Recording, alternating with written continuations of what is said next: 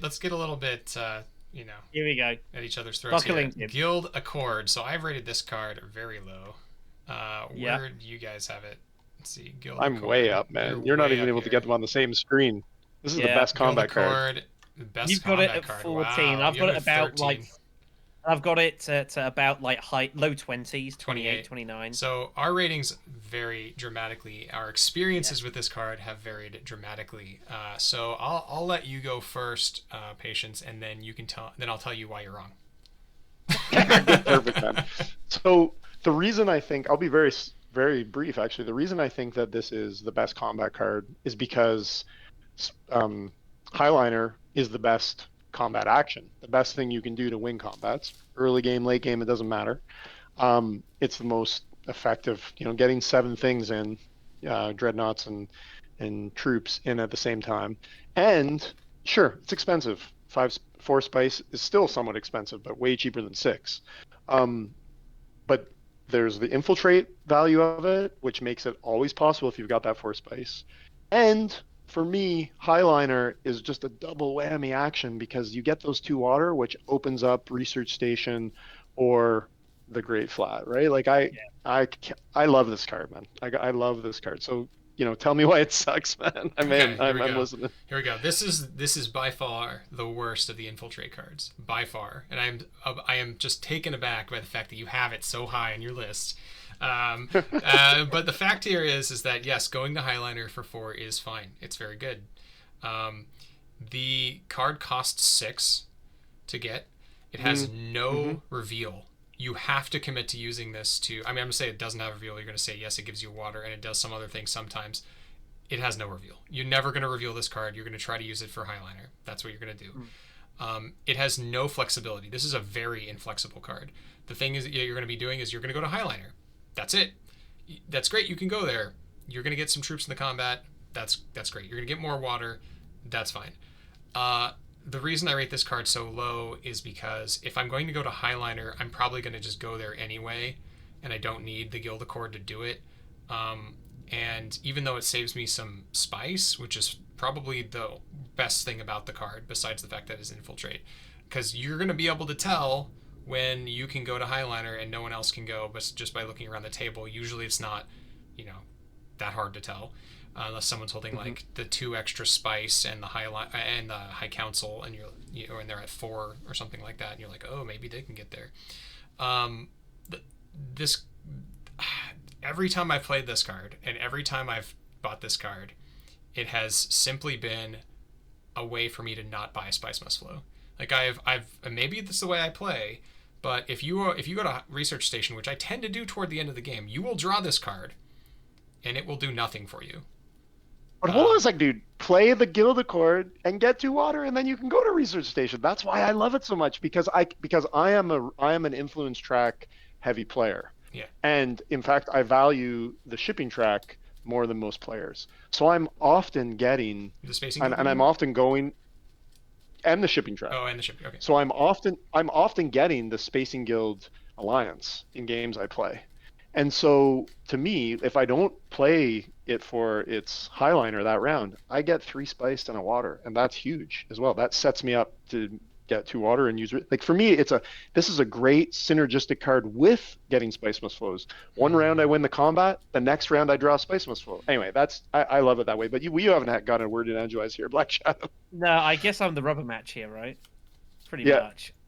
So I still think this is a decent card, perhaps for different reasons. Obviously, the fact that you can the fact you get it cheaper is nice, but it's not the main reason. The fact that you can do it whenever you want, obstructed or not, is good to know, because it makes planning your turns easier. Because obviously there are some end game situations and like turns 6, 7, 8 where sometimes several players have a load of spice, and especially you think back to the old days where it would be just a Highliner rush who could get there first.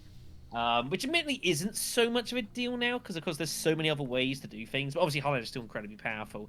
Just knowing that you don't have to worry when anyone else gets in is good for you, because you don't have to worry about it.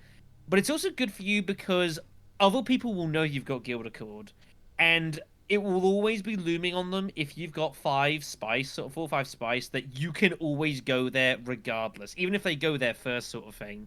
And the great thing of that is that it might force them to go highliners thinking that they've got to do it to get ahead of you, and you might not have it in your deck, and you're like, they've spent a load of spice on a combat which you were never actually going to commit with in the first place. It's one of those cards that just having in your deck can make people play moves they would never play otherwise, which has some intrinsic value to it, you know. And that's one of the, I think, the subtleties of this game is trying to make people play moves they wouldn't normally because they think you're going to do something. And this is one of those cards that can sometimes achieve that. Not often, admittedly, but it can happen. The fact as well is that also, like, if you're going to go, like, sometimes I'll play, like, Paul here, go Paul, or, like, maybe Hundra or something. And if this is on the opening Imperium row, and you can get hold of that 6 influence immediately, or maybe like a Helena, for example, having Guild Accord in your deck immediately basically guarantees you're going shipping, like, unobstructed pretty early on. You're going to get some use out of it. It can't be stopped. You just draw it and you go fold space. It doesn't matter if someone gets there first. You don't have to wait your turn if you're back end of the queue. You just go there immediately and you just rock and roll. And that has to have some value given that shipping is so strong. So yeah, I wouldn't put it anywhere near as high as like the top 15 cards, but I think its very potential value is there. And it can mess with people because they know you've got it, and it forces them to do things that they wouldn't perhaps have. If they really want to win end-game combat, like, it forces them to be a lot more aggressive now, like, and then they're going to abandon other things that they might have wanted to have done with their turn if you didn't have this. Yeah. So I think that has some intrinsic value to it. Yeah, I'll say that the best thing that you can do with this card is get it the turn you're trying to win the game. The turn you're trying to get 5 more troops in the combat, you know. This is a finishing card. It's a finisher, yeah, and it's a finisher. I just don't think this is a card that wins combats for sure. And for me, it is the best of all the combat cards. But I think that the key thing here between us, I think, Chris, is that you have had bad experiences, and I have had some amazing games with this card. Yes. And that's why I kind of trust Shadow on this one, who's somewhere in the middle of it. He's probably right. I mean, yeah. I mean, I don't particularly rate the reveal feature because you want to be using this for its agent ability more so.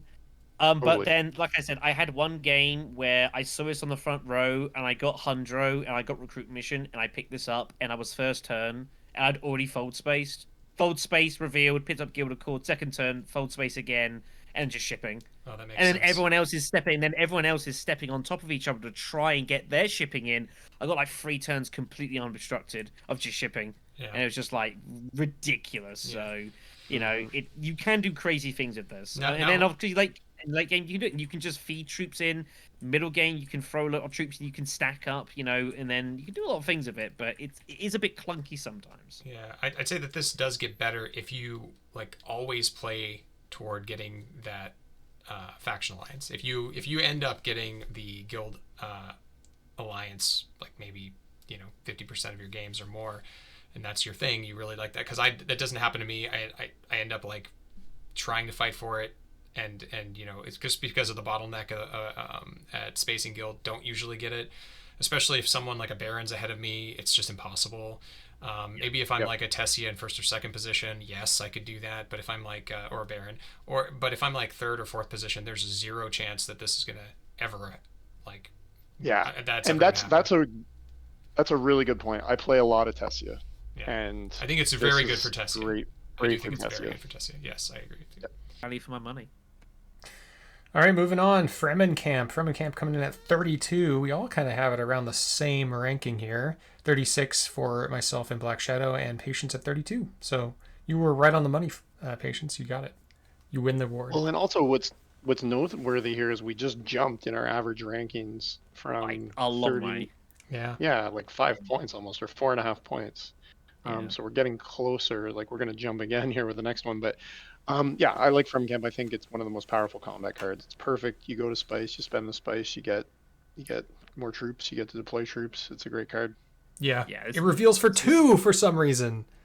Yeah, that is the Exactly. most insane effect about it. Like, even if you don't use it for its effect, it has 2 reveal. Like, that is ridiculous. I actually think that this is a And design mistake. This card costs 3, right? 3, and 4. it's okay. Yeah, It's a 4 cost. it's a 4 cost. Sorry, 4, and it gives you a dagger, 2 persuasion, and you can put 3 troops in for 2 spike.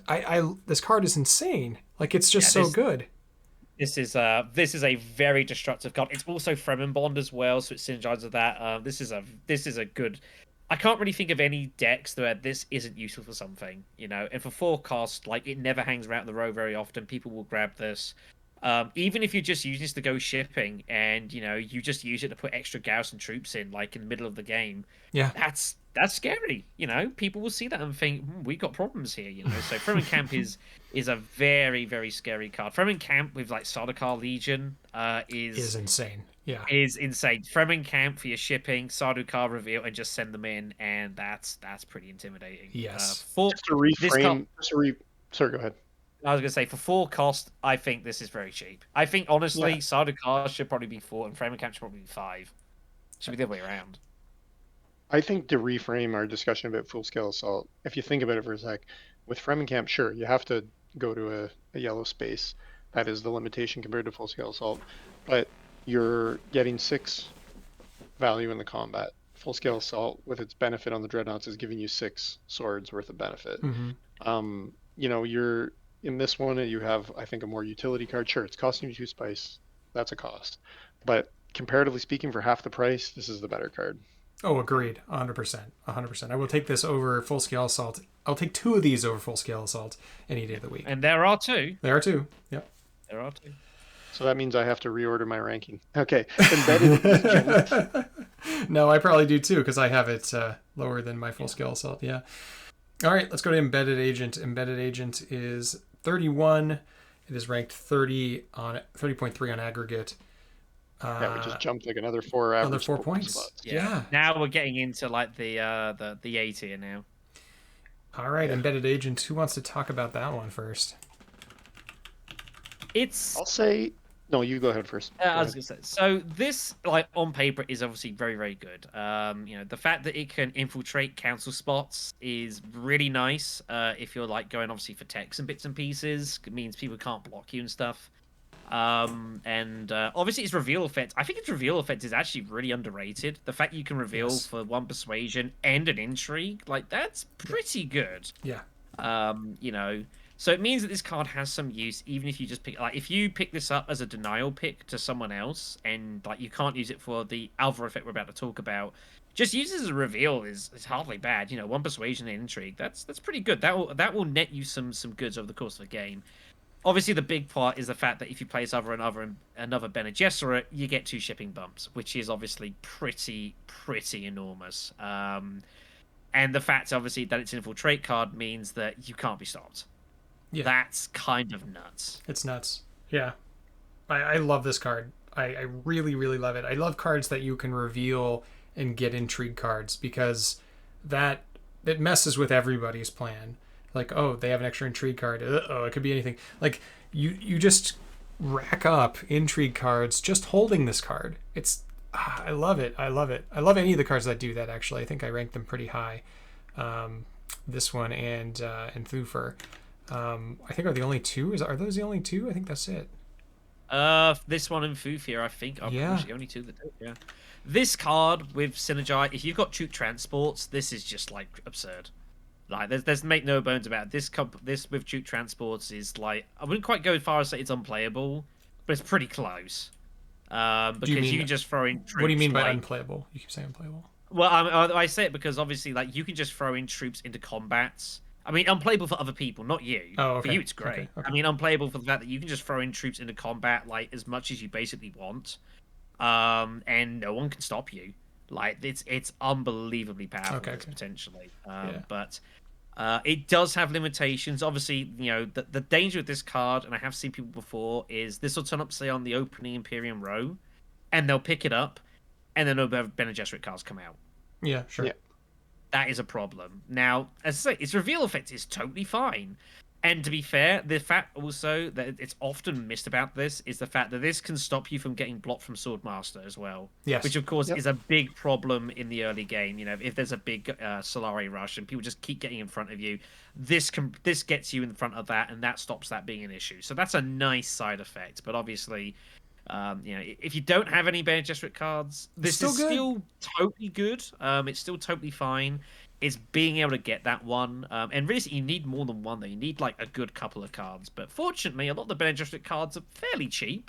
You just need them to Yep. turn up. That's the only problem. Yep. Exactly. Yeah. Awesome. All right. Stilgar. Stilgar. Let's do it. Once again, BlackShadow's bang on. Yeah. Yeah. Too good. Yeah, we're all right around here. Yeah. I think all of these like this 10 range, a lot of these can be moved around any day of the week, really. For me, Stilgar's a little higher. For Patience, is a little lower. I mean, I could go either way with this card. I think it's great, but you know. Yeah, this is just a solid card. So anyone could be happy with this. You know, being able to play to Fremen City or Desert for Water is great, especially going to like Fremen, for example, and having that water. That's great. Cannot complain about it at all. But it's the reveal effects I think we have to talk about. It's got to be one of the better reveal effects possibly in the game. And I honestly believe that, you know, 2 influence and 3 swords, like that's huge. Yeah. It's great for if you're going like kind of a hybrid build, and you haven't really committed fully down one path or another. Stilgar is just like, he's your man. He can do a little bit of everything, and he also offers Fremen Bond, so you know there's obviously synergy there. Fantastic utility card. Like even if he's the only Fremen card you ever get, with no Fremen Bonds, he's still very, very capable and very dangerous. Anytime you can cut down the amount of times you go to still suits in this game, you're better off. That's how I firmly believe that. So Stilgar to Siege or Stilgar to any Fremen space or even just to harvest spice, like he basically cuts down the amount of times you need to bother go get water, and that's a big deal. Like part of this game's early game is, can I get over the hump of, you know, getting to Siege Tabor so I don't get locked out of water for like a couple rounds. And it can happen, right? It can happen. People go to still suits and then you really have trouble getting some spice for a while unless you're shipping. You know, it can be a problem. Yeah, and at 5 buying costs, that's not out of people's price ranges. You can fairly, more often than not, get hold of like 5 persuasion. You know, if you just pick like convincing argument or 2 of them, like, you know, yeah, he's very, very capable. Just a great all-around card. Can do a little bit of everything. Yeah, I mean, I think utility is the and all around are the key phrases for me. He's just really strong in all these ways. The water part is crucial. I don't think he hits it out of the park in different ways. It's what kind of keeps him right at the bottom of the A tier or at the top of the B tier or whatever. So I think this you know, he's right at the right spot. I like him. Yeah, he's a great card for like getting hold of spiceless flows, but still sort of nagging people in combat sort of later on in the game. You know, you can throw in some troops here and there, and the swords are there, and it's just keeping people on their toes. This combined with like an ambush is unbelievably great for stealing like mid-game combats out of absolutely nowhere, and there's nothing people can really do about it because 6, 7, 8 swords. It's hard to catch that up, you know, if you don't have intrigues to defend against that. It's really difficult. It's a lot of power. So he's just great pretty much all the time. I think he can lose a little bit of value at the very end of the game where you've kind of already set up, unless you're going like we've got artillery, for example, in which case obviously he's pretty decent still. But for the mid game, Stilgar is like just really solid. Yeah. All right, Carryall coming in at 29. It is average rank 28, so we value this a little bit higher, and that's all due to you, BlackShadow. Tell us about Carryall at number 9 for you. Yeah, I think I have this incredibly high. I think this card, it's kind of a weird one. So obviously this card did exist originally in the original game, and this card was just like potentially absurdly good, and it still is absurdly good here. Maybe 9 is maybe a touch high, giving a couple of the other cards I've got high. I accept this, but you know everyone's got their own variances. Yeah. I think just the fact that this card can do so much for you, it's just an amazing enabler card. The fact that you can just double Double base spice harvest is great. Let's be honest here. The reveal effect of this card is not good. One persuasion, one spice is not what you get. So you're getting this for your for the effects here. And if you have carry all, people know you've got that, and that will put them on their toes. But this is an amazing way of getting hold of high pricing techs like Holtzman. Carry is a fantastic way to get hold of like Holtzman and that sort of thing. It is also, of course, the Highliner enabler. Great flat, carry all, Highliner. Great flat carry all, Highliner. You just keep going backwards and forwards and backwards and forwards. And as a combat player, that's a pretty good feeling. It just pays for itself, and you're just throwing troops into combat. And Highliner is not really blocked anymore, not like it used to be in the base game, where Highliner was kind of heavily sought after by most people in the end of the game. It's not so much now. There are still times where there'll be competition for it, but it's not like it was in the base game, where like the last 3 turns is pretty much the first person almost had to go Highliners because it was just so much more spice available. Now it's used for other things. So I think Carryall, its potential is like absurd, just to get hold of things that you'd otherwise have no right to get it. The downside being is that you need the initial resources to make the most of it. You need to have that water. And of course, the argument is you're keeping that water. It's not going to get to the research station, which obviously is also very good. But that's a trade-off. You have to accept that. But I think the fact you can just get so much spice in one action, which you basically can't do with anything else in the game, like that has to carry a lot of weight. Yeah. I defer to you. I've actually only played with this card once. There's only one copy in the deck, and I've never been able to pick it up. So, except for once. Bad. Yeah, I mean, I've seen it work really well. I've also seen it where it does, gets you a lot of spice, and then that person's, and this is mostly in the base game. I haven't seen it played a lot in the expansion, but that they get a lot of spice and then just don't get a chance to capitalize on using the spice. But there's more ways, as you mentioned, more ways to use the spice in Ix, and I think maybe.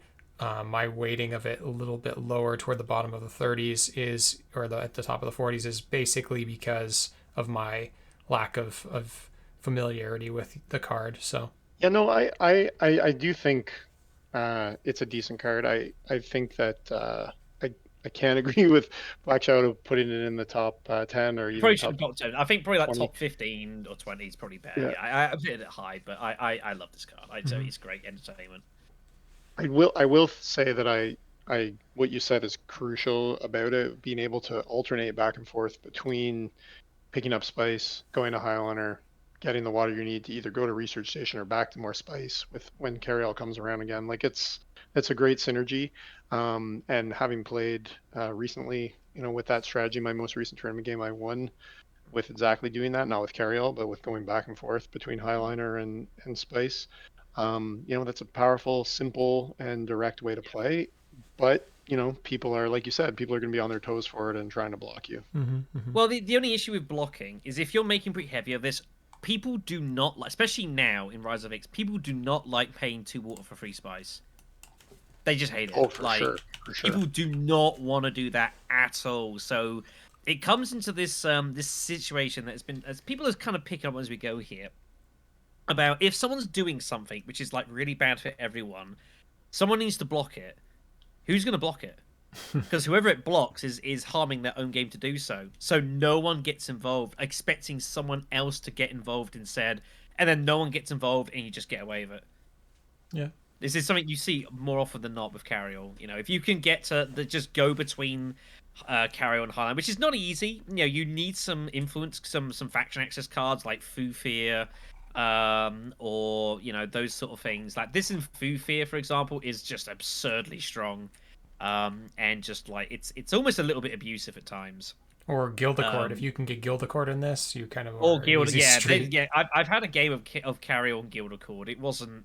It was a mess. I think that's the best way to say it. It was a mess.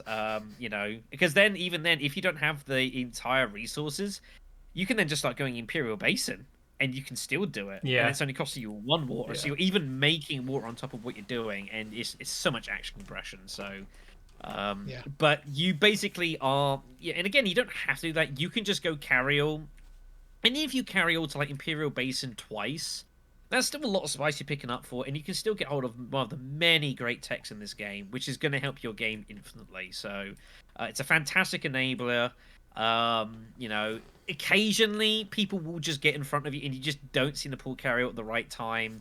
You know, which is the way it goes sometimes. That's the nature of any kind of card that has one symbol of use, and obviously carry-all. There's no point using it as a dispatched envoy because you know you're not mining.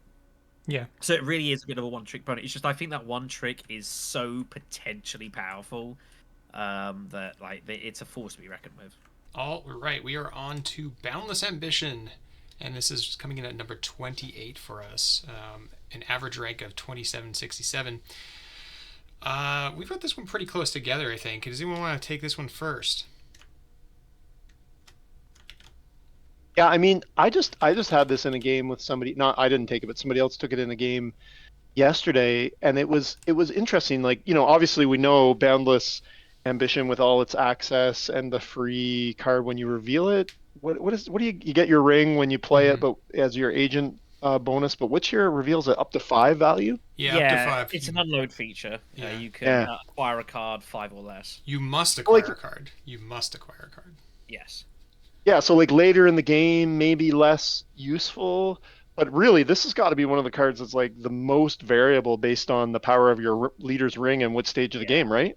Absolutely. Yeah, I think that's what makes this card fascinating, is that it does vary a lot depending on who you're playing as. I think it's a cool card regardless. There's so much to it as well. The fact that it's only alliances, I think, is interesting because, of course, there's not many cards that are only alliances that you can visit. And yeah, obviously the main thing, the signet ring, obviously how much you want it, obviously depends a significant amount on who you are and who you're playing. You know, if you're someone who tends to play like an Armandi Kaz, I'm not sure this card is actually all that great for you because you get the faction access, but like the ring and the reveal are kind of largely the same sort of thing. Yeah. So I don't think it's particularly useful. Whereas like for someone myself, I play a lot of Beast. This card with the Beast is unbelievably powerful. Potentially just to send a million dudes into combat by Highliners or like Hardy Warriors. I mean, you can even go Steel Suits with an alliance and pick up water and still put in two extra troops plus garrison into a combat. That's huge. Yeah. Also, I think some other characters are also pretty good for this as well. You know, Helena can make good use of this as a way to like try and pick up some high value cards, going to selected breeding, and then seeing the result and like, okay, I can get hold of this or whatnot. But yeah, certainly some characters I don't think this is all that great for. As far as the agent power is concerned, depends a lot on what you do. Yeah, I agree there. I think that this is one of those cards that if you're playing a character, a leader who gives you some sort of resource benefit, you're best off. And then you're kind of looking at this like, all right, that's just an extra spice, Solari card, whatever, you know. That sounds great. That's kind of the best thing you can do with this. The troop obviously with Beast is insane. The extra intrigue card with the Baron is obviously something you want. Leto, I think, might be the best for this card. Like, that is unbelievably powerful to visit and chase, and obviously you can do it whatever order you want. So you can basically visit a faction, and for a space, it turns into a double jump. Yeah, it's one insane. Spice. That is ridiculously powerful. And to be fair, like the reveal ability is I think it's very often overlooked. And I think can be incredibly strong. Like if you can combine this card with holo projectors, you can basically snipe 75% of the Imperium row.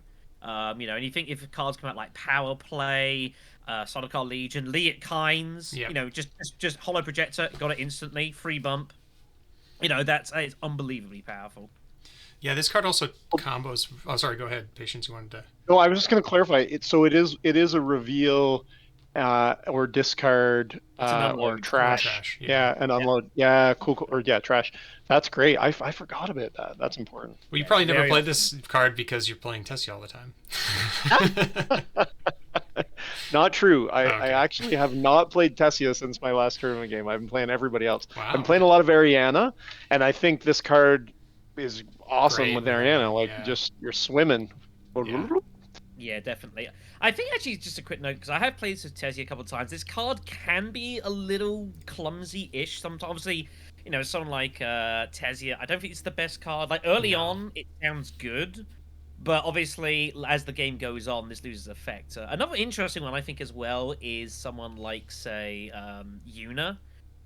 Which who I don't know. It's of questionable how useful it is. I mean, I suppose you could do is like you could balance ambition to say like conspire or something maybe, and then use the money you pick up as like an opportunity to get final delivery in and basically turn it into a double bump sort of thing. A bit like firm grip in a way, almost like a surrogate of that, except you get a couple of extra, you get like some intrigue on the side, stuff like that. But yeah, definitely heavily depends what leader you are as to whether you think this card is of any huge value, and it's a bit situational as well. But it's generally a card you're going to want or not, even if it's just for denial against other players. Because even if you can't make great use of it, odds are someone at your table definitely can. Yeah, absolutely. This card has interesting synergy with the spaceport tech, where you can put cards on top of your deck. Like, oh yeah, that's really fun, especially if you have an enabler as well, like holo projectors.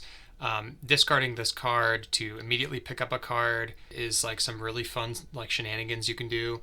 I've seen that happen. I've done it. It's really fun. It doesn't win you always the game, but it can really screw with people's math in combats. Makes it tough to play. Makes you really tough to play. Yeah, absolutely. So it's this one's a hard one to rate for me. I have it at 33. Patience, you have it at 30. And BlackShadow, you have it at 20. And I think those are all reasonable. Like, I think this card just varies depending on your experience with this. A lot of these will. This one has a lot of, variability just based on leaders. Yeah, it's very cool. When used correctly, it's a really, really nice card to have. It's not going to win you games, I don't think, this. But it's a very, very solid addition to, just having the option that means you're going to get your Signet Ring ability more often. Like, just that in itself typically is going to be pretty good. All right, Joe, move on to Jameis, our number 27. So this one comes in at 39 for Patience and 20 for me and 21 for BlackShadow. So we're pretty close together here. Yeah, I rate Jameis a lot, partially because I rate the Fremen a lot, the Fremen spaces really, really highly. I think they're incredibly good. I think out of all the factions of it, personally, I think the most value to be had typically is going to be with the Fremen out of all of them. And just having infinite access to there, unrestricted, is obviously really huge. The fact you can also trash cards of it as well, I think it's not like a card maker, but it's definitely a nice addition. To use James, like James is fantastic as like a late combat center hardy warriors. Right. Sort of card when you can use like some of your weaker cards earlier to set up the play, get on some spice or something, do a bit of smuggling, or even go to like say grab Mentat first, and then you can trash your dagger, stuff like that. I think the biggest thing for Jameis is the fact he only costs 2 persuasion to get hold of. Yeah, that's to me that's a little insane. But I do find with the Rise of Ix, I think the majority of the infiltration cards are typically a bit undervalued. Another one we'll be talking about very, very soon eventually. But for 2 cost, this card is very, very valuable. And it can only go to the Fremen, but like even if you just go in there to pick up water and bits and pieces, like that cannot be a bad thing. Yeah, my only counter to having Jameis as high as you guys have it, I guess, would be there's just too many cards that I have on my list that I have to rank above him. For me, I think the highest I could bring him up would be around my number 33, like just below Fremenkamp. I can't put Jameis above Fremenkamp. Fremenkamp is just such an awesome, powerful card, getting 3 more troops into the combat, and also the 2 persuasion. So I have a really hard time putting Jameis above that. I agree with you. His affordability and his infiltration power is a really nice combo, but I can't bring him up as far as you guys have him. Yeah, I agree. That's reasonable. For me, I value the infiltration cards above just general normal cards. I think that they're incredibly powerful. The infiltratability, as we've seen with like Helena and blue and green spaces, is just kind of game breaking in the base game. It's insanely good. And with the Ix, I think this kind of pushes that kind of flexibility a little bit too far in some ways because they're so cheap to get a hold of. Like Jameis is for some reason 2. I think he should have been 3 or something. Like if you compare Probably him to 4. like or 4, like or you can compare him to Chris Knife. I would rather have this than Chris Knife almost every day of the week. 100%. The fact that Great you value. know, yeah. I mean, he's kind of like these cards. I see them as like get out of jail free cards, and they're cards that when you are blocked from a space, you will still be able to do your thing. And sometimes, especially in the last like 2 rounds of the game, the board clutters up so fast, and sometimes you just need like that extra bump to take an alliance away, you know, and you can easily plan around it. If you get to one of the spaces, you'll get to the other one, you know, those sorts of things. And so, I value this one really highly. I think it's, one of the better infiltrate cards personally. And you know something we haven't even said at all? He's a trash card. He's a trash card. Oh yeah. Yeah. He can. Yeah, that's pretty solid. Yeah. You know, Yeah. can't feel bad about it. Like this, and like you know, Ekaz can just pick him up instantly with his signet ring. That's enormous. Helena effectively can. It's 1 persuasion to get hold of, you know, which is unbelievable. This in the hands of like an Ariana is incredibly dangerous if you want to become just a complete warrior on the battlefield, because you can basically hit off hardy warriors whenever the heck you want, basically. You know, whenever you draw them. So if you can get your slim deck down, you know, it just makes you pretty difficult to fight. And even if you just end up going to hardy warriors and you just garrison the troops and trash a card, that's not even that bad. You know, you're in the Fremen bump, like that's hardly even bad value just to set up for a later combat. Yeah, agreed. I think, you know, obviously he loses points that he only goes Fremen, but I think out of all the factions, I think that's probably the best faction to have only access to. Yeah, I'd agree with that. I think it's definitely the best for its flexibility, like having it as both of them are combat spaces. One gives you an essential resource, and the other one gets you troops, which is essential. So yeah, I agree with that. Got G manipulation next at 26. Again, I think I'm a little lower, or maybe you're even a little below me, CJ. I'm just 3 above you actually. We're pretty close. Here. You have him in at 31. G manip for me is 28, and BlackShadow has it at 17. It's pretty high. Yeah, tell us about that. Well, I mean, G manipulation in the base game was like top 5, I think. Yeah, I probably. agree. Like it was absolutely one of the best cards at a free cost, 2 reveal, trashing ability, and you know being able to just pick up spice almost at will, basically. If as long as you got no bench after card's incredible. Obviously, its value has gone down because there's just so many good cards in the game now. But like this is always a hot pick. You know, you don't often see people miss this up, and people will overlook other cards to pick up just because of like it has so much synergy with a lot of leaders. You know, with Leto, and Ekaz, and Ilban for the council, Helena and Beast for the cities. Like this card is just good for everyone. Realistically, and even if you just use it as like an action card early game, and later on you just use it to try and buy spice, it's got 2 reveal, which is really solid. But obviously it doesn't have quite as much of an impact as some of the other cards that have been brought in now, but this is still a fantastic addition to anyone's deck. Yeah, I agree with that. I don't really have a whole lot else to say about G manipulation that I haven't already said with other cards. The only thing I'd add is I'm finding, like, I like this card. I often buy it when it's available. There's a couple of them in the deck. I guess what I find is even when I have another 1 or 2 Benny Gesserits in my hands, I find that it's like only still like half the time that I get the 2 spice bonus by playing it second. And that's sometimes because the other card I have has an even more powerful reveal action, like Reverend Mother Mohim. Or whatever it's called. You do bring up a good point there. Yeah, like in the base game, this tended to be a more of a follow-up card, whereas because of a lot of the Bene Gesserits that have been introduced that have incredibly powerful secondary, like as second card effects, you tend to play this with, like Embedded Agent, obviously Mahayam we've talked about, other sort of cards and bits and pieces as well. So I think you other memory.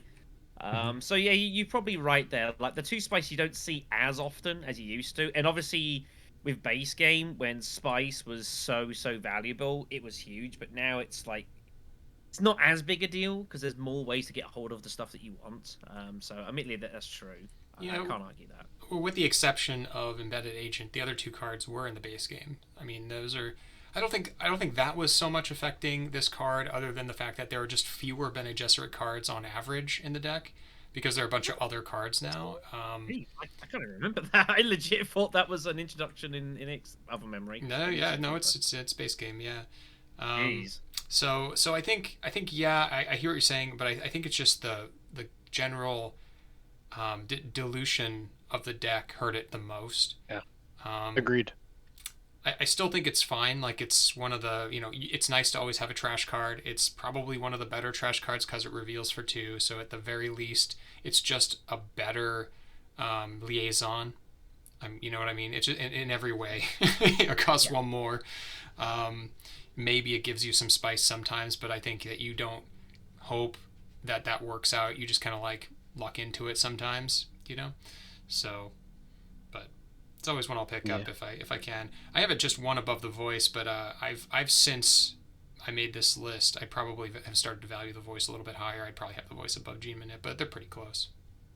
Funny enough as well, like our next card, Worm Riders, is probably very similar. A card that was like top 5, top 10 in the base game. But again, because of so many cards being introduced, it's not like the card has got particularly any worse. It's just there's so many ways to do what you want to do now. Yeah. We also have Negotiated Withdrawal coming in at the same rank here, 24 and 25. They're tied for us, which is interesting. I think both these cards they're wildly different cards. And Worm Riders was kind of like the, haymaker of the base game, whereas Negotiated Withdrawal is one of these kind of rising star cards that I feel has so much play to it and can take people with surprise. It can surprise people's like combat, mess with them, make them overcommit, and then just like go about your business, and work on the next combat. This. So I know these are very interesting cards. BlackShadow, go ahead. Sorry, go. No. I was gonna say, I think one of the issues Worm Riders has now, I don't know about you guys, but to me nowadays, Worm Riders feels a little expensive to get hold of nowadays. Yeah, I agree. Yeah. Like, I think with base game, I think that was totally worth the price. Getting hold of 6 swords was pretty significant. If you're going to go for lunch, and even just getting hold of 4 swords was pretty good. Using an Asian action again for the 2 spice was good, but I do feel like now, if it got shifted down to say 5 cost in Rise of X, I feel that would probably better reflect where it stands. It's 5 especially given, it's 5 with Elena. Especially given again, like Negotiated Withdrawal, for example, is a 4 coster, and Fremenkamp's a 4 coster. The Worm Rider's really big kind of the ability to throw 6 swords whenever you want. In theory, isn't again quite as valuable because of other cards that you can get, like Shy Halud, and you've got techs now, especially the techs. I think really like artillery. As much as it in theory, it bolsters Worm Riders. I think it's actually maybe slightly hurt the value of it because you get as much value from just having other cards like Spice Traders and Duncan maybe or something like that. It just makes up for the Worm Riders in the whole. You just draw a big hand and just let artillery basically do the work for you. Yeah, I think whether it's artillery or Imperial Bashir or other other multipliers, of swords, they all devalue Worm Riders, and I agree. I think the cost is really what is my concern as well, and I think given what you've said, I would probably lower it a few points, maybe even up to 5 or 6 spots in my ranking. I can't see placing it. Yeah, so I have it at 19, and 19, and I can imagine putting it like around 24 or something like that, because I think I had it lower in my Board Game Geek post where I ranked the cards, and then I got a lot of pushback, and I moved some of the combat cards up because I was starting to play more combat, and I think this is one that didn't deserve to go up as high as I moved it, and that I've really noticed it in games since we made these lists. I like, this is one of the combat cards that will often sit there for multiple rounds, and I think it's exactly what BlackShadow said. It's just too big an investment for, especially if you don't have the Fremen Alliance, so is it 4 and 2 or 4 and 3? 4 and 2. 4 and 2. Yeah. So 6 swords if you have the Alliance, but that's 1 out of 4 players, right? Yeah, but the problem is, I think I think some people are trying to look at getting hold of this card and using it more as an action card to get hold of the spice to allow them to do other things now, to kind of like as a lead into highliners or maybe a lead into like selective breed and kind of trim the deck down to try and get more use out of this. I think I am find that more, whereas certainly in the base game, it was very much like you got it and you typically revealed it. And if you could get hold of that and something else, reveal them together and have like 7, 8 swords. You're pretty difficult, like especially like the Worm Riders, Fennekin, Death Commando combination. Obviously, was exceptionally popular in the base game because obviously, on reveal, one's powering the other basically, and that's 7 swords or 9 swords. And to be fair, even nowadays, that's still pretty effective. It's just harder to get both of those cards because the deck's expanded like about 30%. And so it's not so easy to get them, and the relative values of both cards have ultimately gone down a little bit, so it kind of feels a little bit worse. And again, 6 persuasion that's not easy to get hold of. You've kind of got to commit a bit of your hand, or just get a lucky draw basically to get hold of 6 persuasion really in any particular turn. Yeah. It's really different. Sorry, go ahead, CJ. No, continue. I was going to say, and I think there's kind of 2 ways to buy this card, right? There's the early game before you're trying to build up your persuasion for Spice Must Flows. This is going to be one of your big investment cards. Maybe that's when you're playing it a couple times for the spice or alternating back and forth. And then I've often seen people pick this card up like late game, round 5, round 6, whatever, hoping to draw it for those final combats. Yeah, I agree that the reveal has gone down in value, but I think that the agent ability has gone up, as BlackShadow was saying. And in my defense, I think that this card in the base game was like a top 10 card, maybe like 8 or 9, maybe for me. It's gone down to 17 for me, but the fact that you can ship with this card and get spice is pretty massive. It powers a tech strategy very easily, and it can come together in a pinch to get you some power in combat. So I still find this card very strong. It is stronger if you're going more leaning into a combat strategy than if you're leaning into a Spice Must Flow strategy. It's strangely enough, you're buying a worm in one and buying a worm in the other doesn't make a whole lot of sense. But thematically speaking, you're riding them instead of you're harvesting their essence. Anyway, but I don't know. I'd keep it where it is. I think it's powerful, and I still pick it up when I can. If I can get it early, if I can get this card round 2, I feel pretty strong with my deck.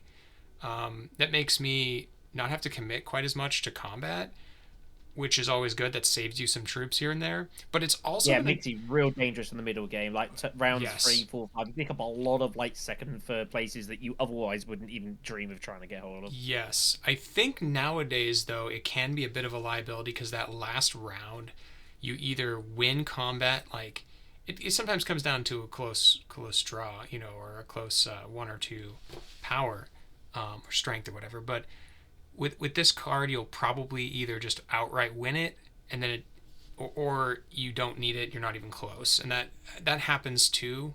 And then it's not helpful buying Spice Must Flows. So I don't know.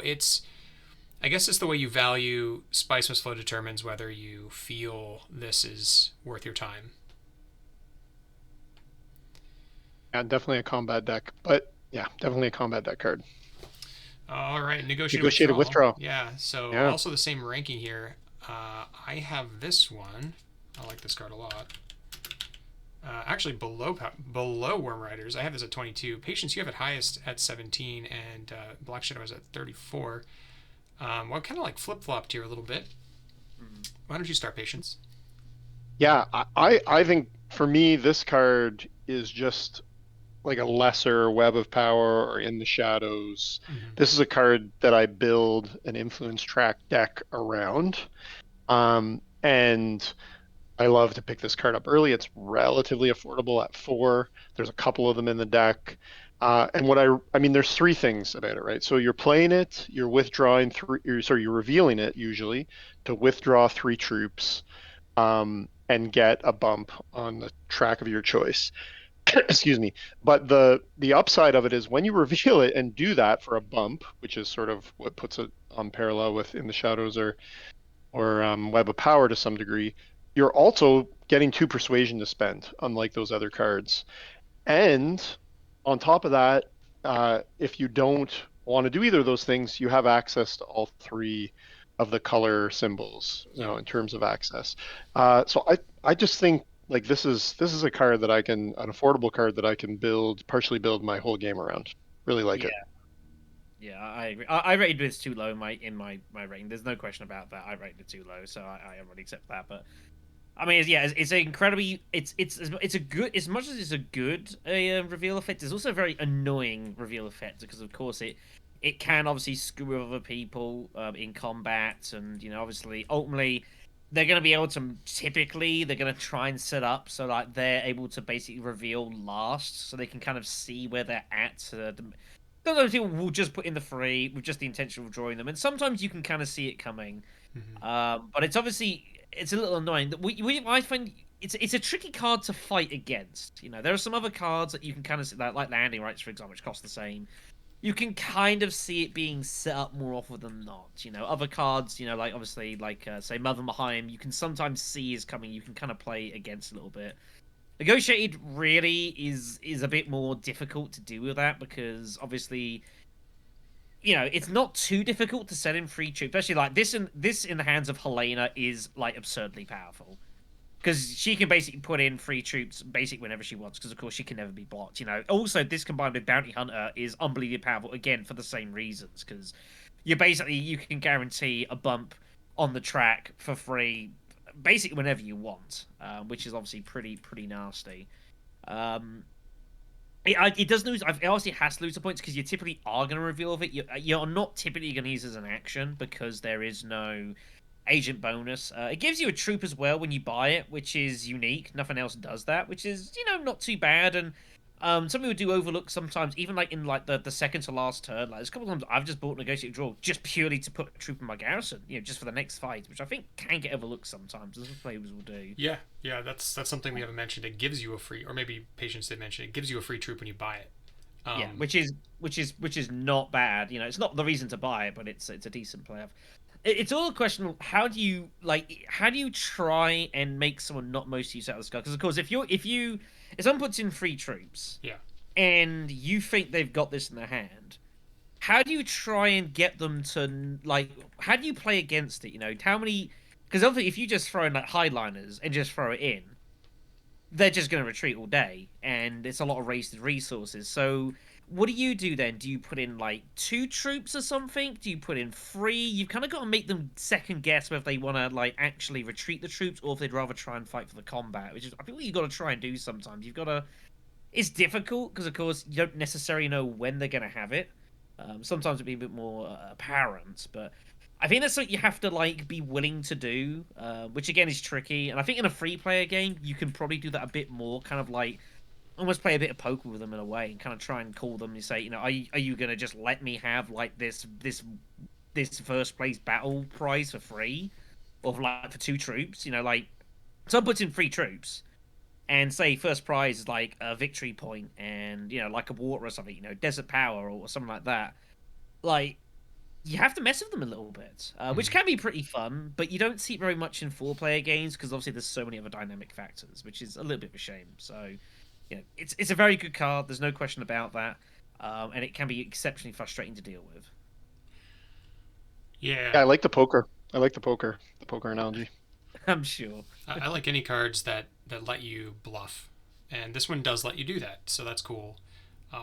I think I have it a little low on my list. I think I have Court Intrigue a little too high, as I mentioned earlier. But yeah, I really like it. I picked this one up as much as I can. I think it's a very high priority pick for me.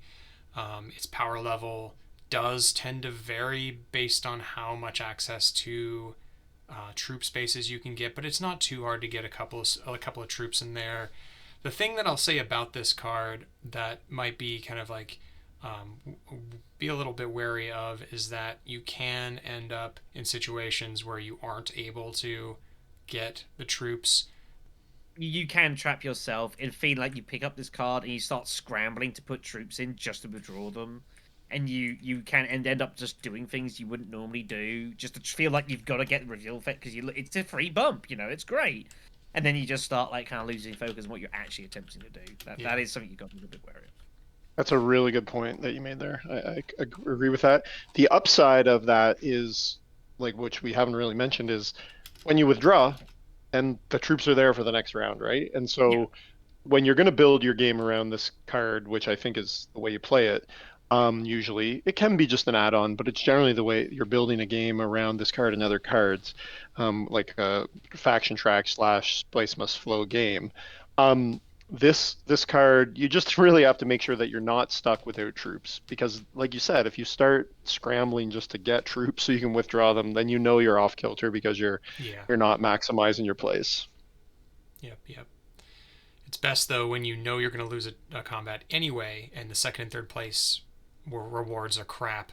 Then this is the best reward you could possibly get. I mean, get your troops back, get a bump on an influence track. That's why I'd say I think the best defense against this, if you know it's coming up to it, is try and like only put in maybe a couple of troops into combat and keep a lot of intrigue cards in your hand. Don't even have to be combat intrigues, but just because the whole power of this is that it acts almost at once they kind of know what's going on, and it's apparent if they're going to win or lose the combat. So if you can muddy those waters, that does dramatically reduce the value of this card, because either they're going to retreat and you're going to start getting some prizes for relatively cheap, or they're going to feel like they have to keep the troops in, and then they're not getting their influence bump, which is like the real big part of this card. Yeah, agreed.